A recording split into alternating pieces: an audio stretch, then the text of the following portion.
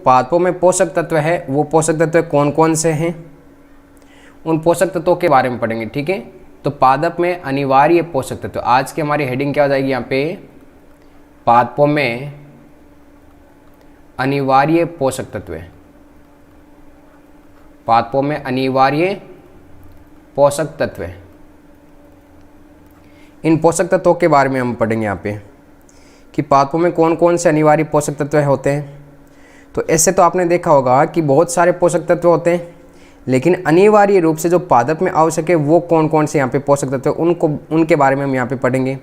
ऐसे तो लगभग आपके 105 या 118 पोषक तत्व ज्ञात हैं, लेकिन पादपों में जो आवश्यक पोषक तत्व है उन्हीं की हम यहाँ पे सिर्फ बात करेंगे। ठीक है,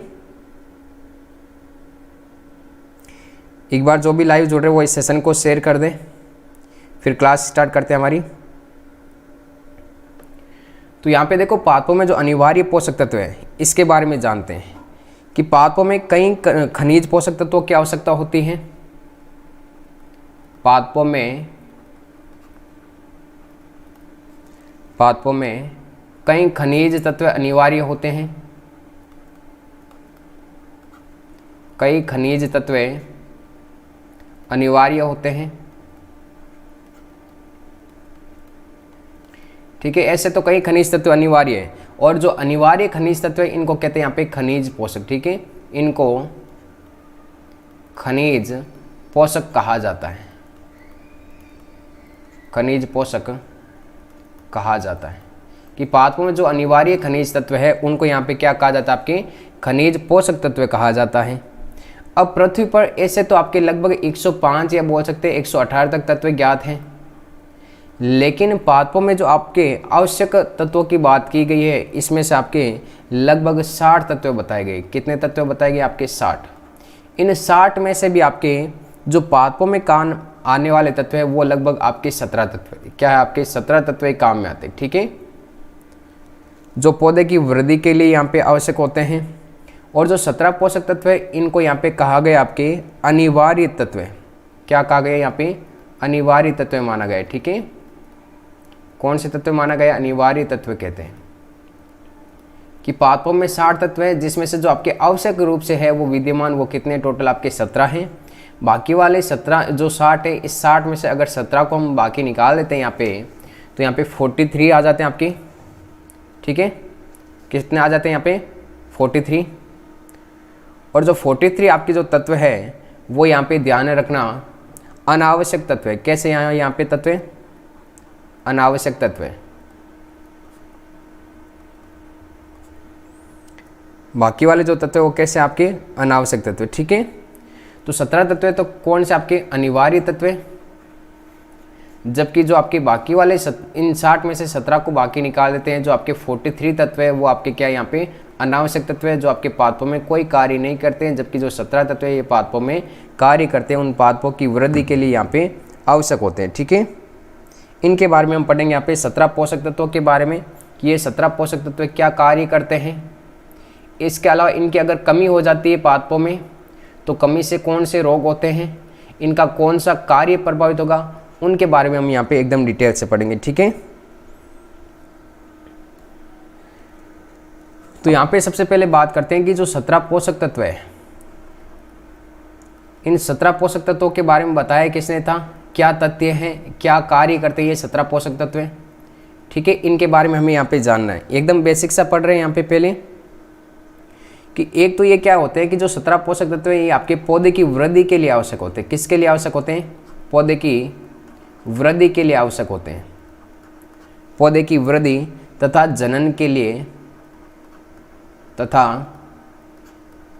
जनन के लिए आवश्यक होते हैं, तथा जनन के लिए यहाँ पे क्या होते हैं? आवश्यक होते हैं पौधे के लिए। ठीक है, तो जो 17 पोषक तत्व है अभी हमें यहाँ पे एकदम डिटेल से बात कर रहे हैं कि जो 17 पोषक तत्वों की बात करें एक साथ में कि ये तो पौधे की वृद्धि करते हैं और आपके जनन के लिए भी क्या होते हैं? आवश्यक होते हैं।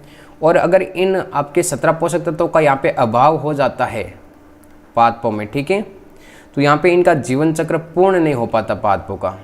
तो पादपों का अभाव में क्या होता है कि पादपों का जीवन चक्र पूर्ण नहीं हो पाता है, पूर्ण नहीं हो पाता है। ठीक है, कि जो आपके 17 पोषक तत्व है, अगर इनकी कमी हो जाती है पादपों में, तो आपके जो पादपों का जो जीवन चक्र है वो आपके पूर्ण नहीं हो पाता यहाँ पे।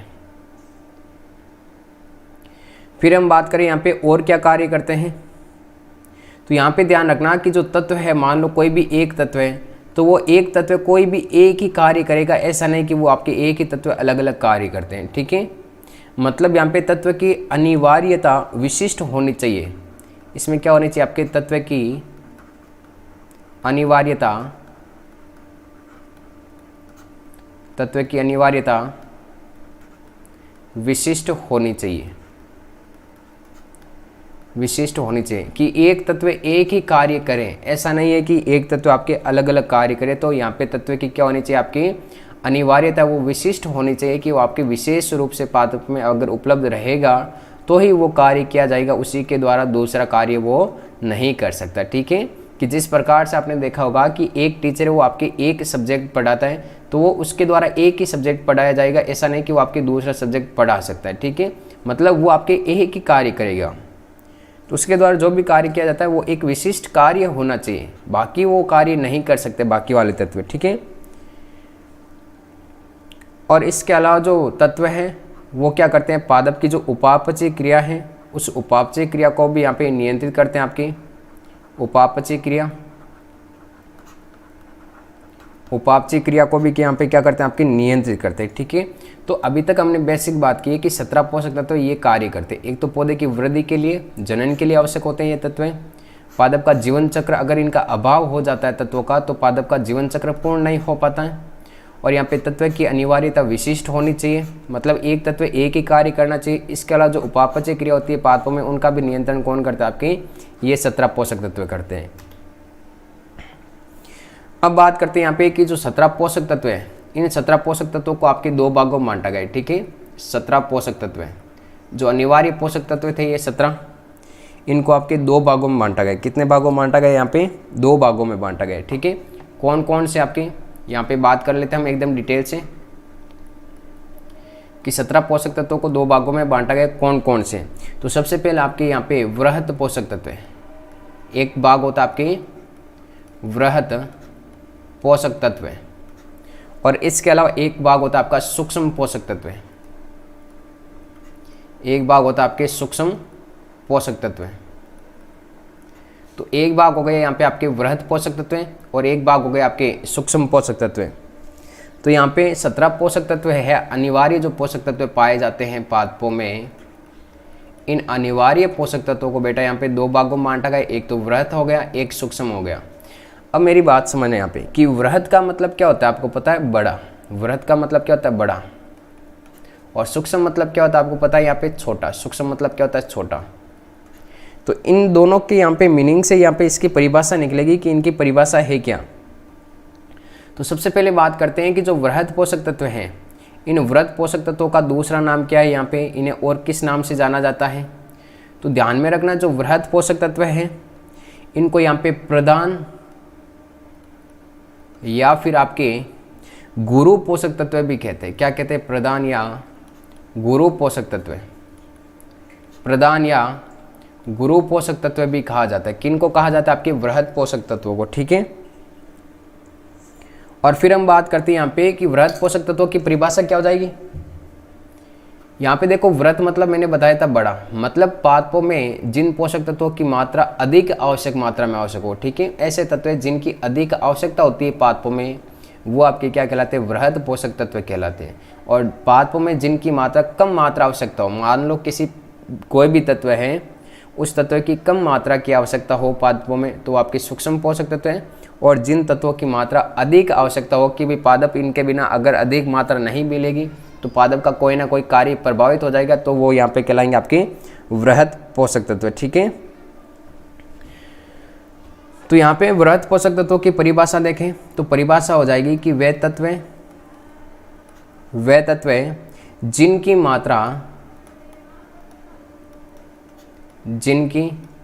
मात्रा पौधे के 1 ग्राम शुष्क भार में पौधे के 1 ग्राम शुष्क भार में पौधे के 1 ग्राम शुष्क भार में 1 से 10 mg 1 से 10 mg हो, ठीक है। तो वे तत्व जिनकी मात्रा पौधे में क्या होती है आपके 1 ग्राम शुष्क भार में, पौधे के 1 ग्राम शुष्क भार में उस पोषक तत्व की मात्रा कितनी होती है 1 से 10 mg होती है। तो वो क्या कहलाते हैं यहाँ पे आपके गुरु पोषक तत्व कहलाते हैं, ठीक है। क्या कहलाते हैं आपकी गुरु पोषक तत्व कहलाते हैं, या फिर इन्हें यहाँ पे हम वृहत पोषक तत्व भी कह सकते हैं। तो ये हो गया यहाँ पे वृहत पोषक तत्वों की परिभाषा कि जो पौधा है इस पौधे के आपके 1 ग्राम शुष्क भार में 1 ग्राम शुष्क भार में आपके जो तत्व हैं खनिज तत्व उनकी कितनी मात्रा होनी चाहिए 1 से 10 mg की मात्रा होनी चाहिए, तब इन्हें यहाँ पे क्या कहेंगे हम वृहत पोषक तत्व कहेंगे, ठीक है।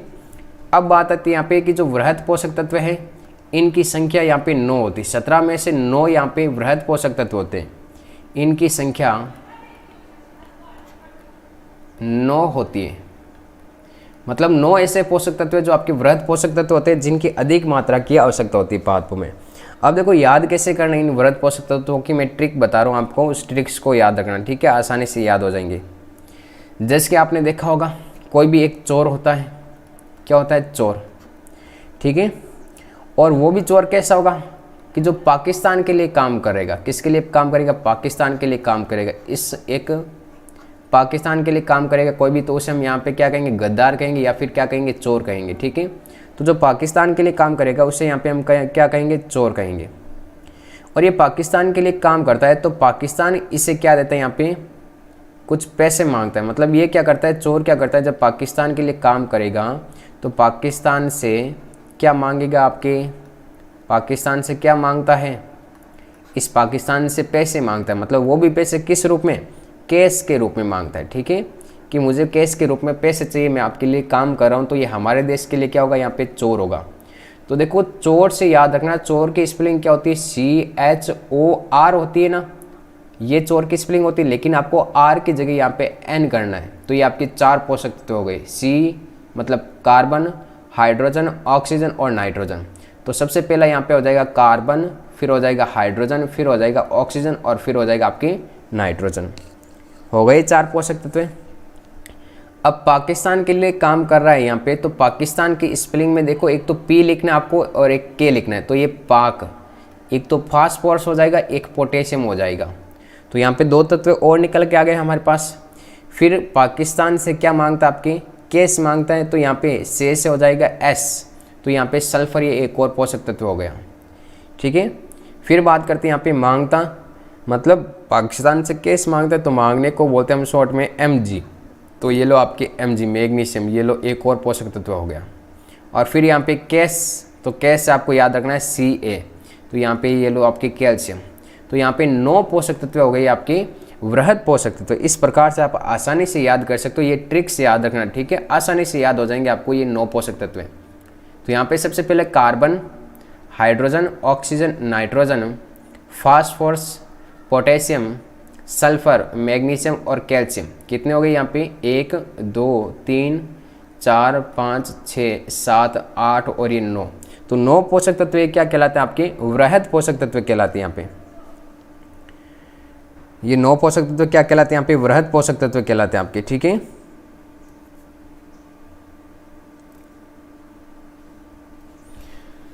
तो इन 9 पोषक तत्वों की बात कर ली यहाँ पे, और इनकी मात्रा अधिक आवश्यकता होती है पौधों में, ये अधिक मात्रा में आवश्यक होते हैं पौधे में, इसीलिए इन्हें क्या कहते हैं यहाँ पे वृहत पोषक तत्व कहते हैं। क्या कहते हैं यहाँ पे वृहत पोषक तत्व कहते हैं।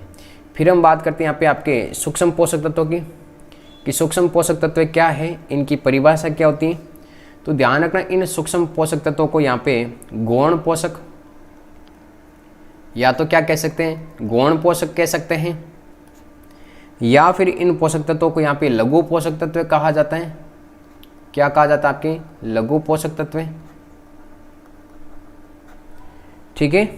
अथवा इन्हें अप्रधान तत्व भी कहा जाता है। क्या कहा जाता है यहाँ पे अप्रधान तत्व। तो यहाँ पे सूक्ष्म पोषक तत्वों को देखो आपके गौण पोषक तत्व हैं, लघु पोषक तत्व या अप्रधान भी कहा जाता है, लेकिन वृहद पोषक तत्वों को यहाँ पे प्रधान या गुरु पोषक तत्व कहा था हमने। मतलब आपके सूक्ष्म मतलब मैंने बताया था छोटा, मतलब पादपों में इनकी आवश्यकता क्या होती है आपकी कम होती है। तो वे तत्व इसकी परिभाषा लिखेंगे तो परिभाषा में क्या हो जाएगा यहाँ पे कि वे तत्व जिनकी मात्रा पौधे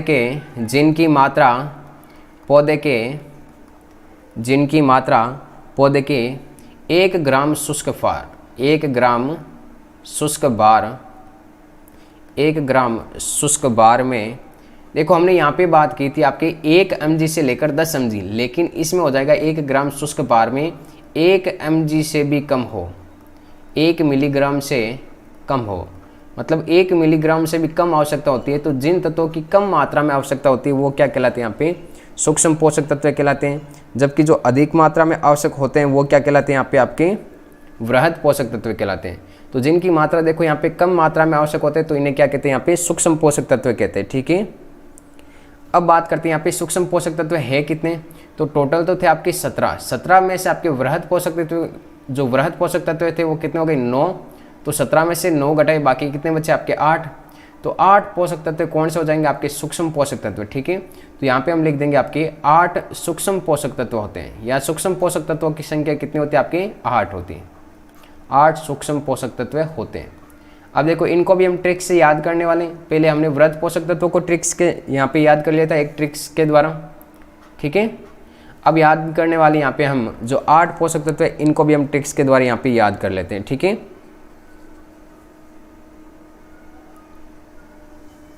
अब देखो यहाँ पे हमने एक बात की थी कि जो चोर है ये चोर क्या कर रहा है पाकिस्तान के लिए काम कर रहा है, मतलब इतना बड़ा घोटाला हो रहा है, फिर भी क्या होते हैं लोग, फिर भी का मतलब Fe और ये B, तो 2 तत्व निकल के आ गए आपके Fe और B, आयरन और आपके बोरॉन।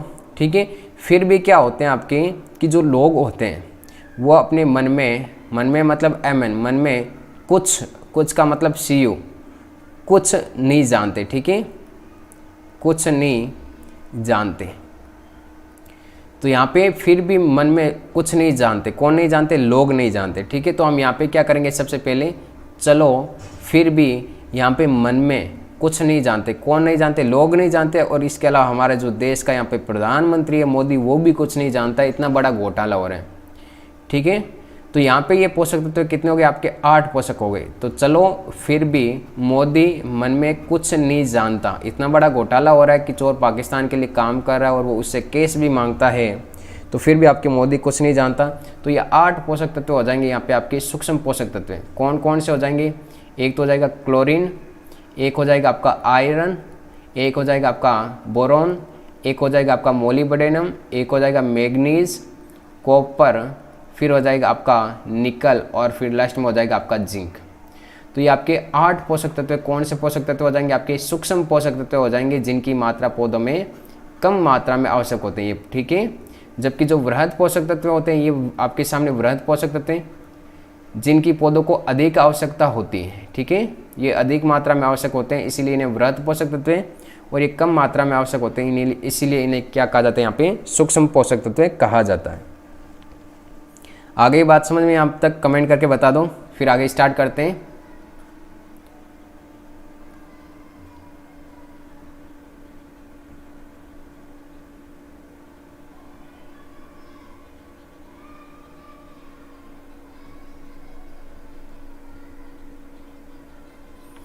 फिर हम बात करते हैं यहाँ पे कि जो हमारे पास में यहाँ पे जो पोषक तत्व थे। ठीक है, तो इन पोषक तत्वों में ध्यान रखना 2 प्रकार के होते हैं आपके वृहद पोषक तत्व और सूक्ष्म पोषक तत्व, इनकी बात कर ली थी।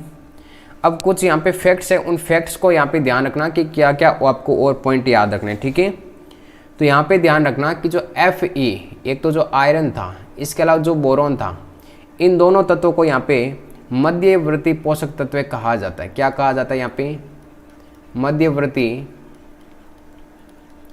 पोषक तत्व कहा जाता है। क्या कहा जाता है यहाँ पे मध्यवर्ती पोषक तत्व कहा जाता है। किस किस को, एक तो आयरन को और इसके अलावा एक जो बोरॉन है इस बोरॉन को यहाँ पे मध्यवर्ती पोषक तत्व कहा जाता है। फिर हम बात करते हैं यहाँ पे एक तो नाइट्रोजन, एक फास्फोरस, एक पोटेशियम। इनको प्राथमिक वृहत मात्रिक, इनको क्या कहते हैं आपके, पूरा देखो मैं नाम लिख रहा हूँ यहाँ पे, प्राथमिक वृहत मात्रिक, प्राथमिक वृहत मात्रिक पोषक तत्व कहा जाता है। किसको कहा जाता है, एक तो नाइट्रोजन, फास्फोरस और पोटेशियम को यहाँ पे क्या कहा जाता है, आपके प्राथमिक वृहत मात्रिक पोषक तत्व कहा जाता है। ठीक है स्टूडेंट, बात समझ में आ गई यहाँ पे। तो एग्जाम में यहीं से छोटा क्वेश्चन पूछा जाता है कि मध्यवर्ती तत्व कौन से हैं, वृहत पोषक तत्वों के नाम लिखिए, सूक्ष्म पोषक तत्वों के नाम लिखिए, प्राथमिक वृहत मात्रिक पोषक तत्व कौन से हैं। फिर यहाँ पे देखो नाम आता आपका एक कैल्शियम का, एक नाम आता आपका मैग्नीशियम का, एक नाम आता आपका सल्फर का। तो यहाँ पे हो जाएंगे आपके द्वितीयक वृहत मात्रिक, द्वितीयक वृहत मात्रिक पोषक तत्व है। ठीक है, कैल्शियम, मैग्नीशियम और सल्फर को यहाँ पे क्या कहा जाता है, आपके कैल्शियम, मैग्नीशियम और सल्फर को द्वितीयक वृहत मात्रिक पोषक तत्व कहा जाता है। और आपके प्राथमिक वृहत मात्रिक पोषक तत्व कौन कौन से हो जाएंगे, एक तो नाइट्रोजन, फास्फोरस और पोटेशियम हो जाएंगे। ठीक है, फिर देखो नेक्स्ट बात करते हैं यहाँ पे, एक तो सोडियम की बात करते हैं, इस सोडियम के अलावा एक सिलिकॉन की बात करते हैं, एक कोबाल्ट की बात करते हैं, एक हम यहाँ पे सीजियम की बात करते हैं Fe। तो यहाँ पे इन्हें लाभदायक, इनको यहाँ पे लाभदायक या फिर आपके कार्यात्मक तत्व भी कहा जाता है। क्या कहा जाता है यहाँ पे, लाभदायक या कार्यात्मक तत्व कहा जाता है, कार्यात्मक तत्व कहा जाता है। ठीक है, इनको यहाँ पे क्या कहा जाता है, आपके लाभदायक या कार्यात्मक तत्व कहा जाता है। तो इन बातों को यहाँ पे आप समझना एकदम अच्छे से। अगर क्वेश्चन पूछेगा आपको छोटे का, तो या तो आपको वृहत पोषक तत्वों की बात पूछ सकता है, या सूक्ष्म, तो यहाँ पे सूक्ष्म पोषक तत्व कौन कौन से उनके बारे में पूछ सकता है, या फिर आपके मध्यवर्ती पोषक तत्व कौन से, प्राथमिक वृहत मात्रक, द्वितीयक वृहत मात्रक, लाभदायक या कार्यात्मक पोषक तत्व कौन से उनके बारे में पूछ सकता है। ठीक है, अब देखो जो 17 अनिवार्य पोषक तत्व थे, 17 अनिवार्य पोषक तत्व, अभी हमने पीछे देखा था कि जो पीछे वाली हमारी जो स्लाइड थी, यहाँ पे आपको पता हो तो यहाँ पे हमने ये डिवीज़न क्या था ना, ये तो था आपके मात्रा के आधार पर, किसके आधार पर डिवीज़न था, यहाँ पे मात्रा के आधार पर विभाजन था। ठीक है, और अब हम यहाँ पे देखेंगे आपके जो विभाजन होगा, ये विभाजन होगा आपके कार्य के आधार पर। किसके आधार पर विभाजन होगा, आपके कार्य के आधार पर। अब हम जो यहाँ पे विभाजन पढ़ेंगे, वो विभाजन पढ़ेंगे आपके कार्य के आधार पर। वो तो आपके मात्रा के आधार पर था, और ये विभाजन होगा आपके कार्य के आधार पर, कार्य के आधार पर। ठीक है, कि कार्य के आधार पर कौन कौन से यहाँ पे, तो कार्य के आधार पर एक तो होता है आपका संरचनात्मक तत्व। कौन सा होता है, आपकी संरचनात्मक तत्व। ठीक है, कार्य के आधार पर। इसके अलावा दूसरा जो कार्य के आधार पर होता है यहाँ पे, वो होता है आपके ऊर्जा संबंधित तत्व, जो क्या करते हैं, पादपों की कुछ तो संरचना का निर्धारण करते हैं, कुछ पादपों में ऊर्जा का कार्य करते हैं। तो फर्स्ट नंबर हो जाएगा यहाँ पे संरचनात्मक तत्व है, सेकंड हो जाएगा यहाँ पे ऊर्जा संबंधित तत्व है, और जो थर्ड नंबर होगा वो हो जाएगा यहाँ पे एंजाइम सक्रियक तत्व है। एंजाइम सक्रियक तत्व जो आपके पादपों में एंजाइमों का कार्य करते हैं। ठीक है, कुछ ऐसे तत्व जो आपके परासरणिक कार्यों में सहायक होते हैं। ठीक है, जिसकी पादपों में आपके जो भी खनिज लवणों का अवशोषण वो आपके परासरण क्रिया के द्वारा होता है। तो इन कार्यों में आपके आवश्यक तत्वों की बात करेंगे। तो संरचनात्मक में बात करें कि कौन कौन से तत्व आते हैं, तो संरचनात्मक में आते हैं आपका कार्बन, हाइड्रोजन, ऑक्सीजन और नाइट्रोजन। जबकि ऊर्जा संबंधी जो तत्व है यहाँ पे, एक तो हो जाएगा आपका ऊर्जा संबंधी तत्व में एक तो फास्फोरस हो जाएगा, एक मैग्नीशियम हो जाएगा। ठीक है, और फिर एंजाइमिक तत्वों की बात करें तो एंजाइमिक तत्वों में आपके यहाँ पे मैग्नीशियम और एक हो जाएगा आपका जिंक और एक हो जाएगा आपका मोलिब्डेनम।